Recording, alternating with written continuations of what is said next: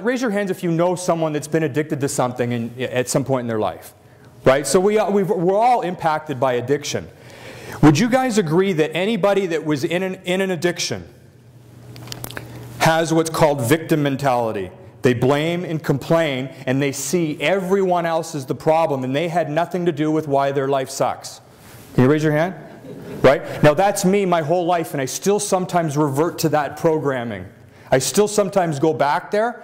So it's not like I'm perfect here and I've like evolved and I've got the, you know, I still am challenged with that. I still have victim mentality. Sometimes I get angry and I'll blame someone for it. But when I'm doing it, I know it's not true now. Does that make sense? I know it's not true that that person's the reason why my life sucked. I just sometimes get angry. So I love this. Addicts and alcoholics don't want to hear this statement. We shape our lives. Oh, no, I don't. My dad abused me. Which he did. I'm not making light of that, right? He did.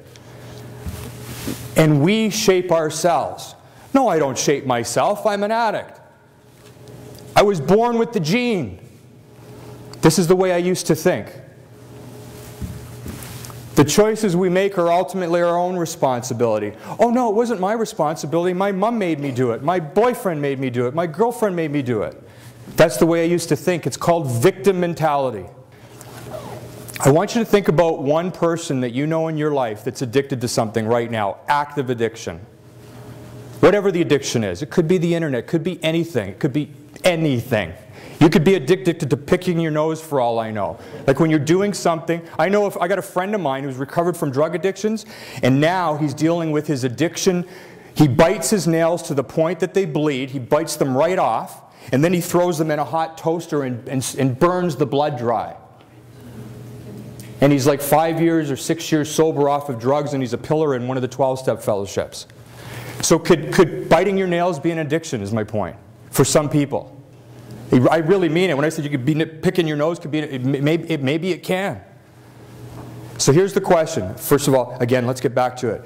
Think about one person in your life that you know is an active addiction right now to something. And if you would, can you just nod your head if you've got that person in mind? Okay. Raise your hand if it's true that almost everything that comes out of that person's mouth is a complaint. They're blaming or complaining. Yeah. So does it make sense that there's some kind of correlation here? Seeing the world, blaming and complaining, seeing yourself as a victim is part of what, in my opinion, what leads a person to go down that path of addiction. Because if a person is always blaming and complaining, they see themselves as a victim, they see the world as hopeless, wouldn't they want to escape that view of the world somehow?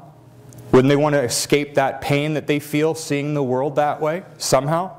And so then we turn to these substances or whatever we turn to escape the pain that we've actually created with our thinking.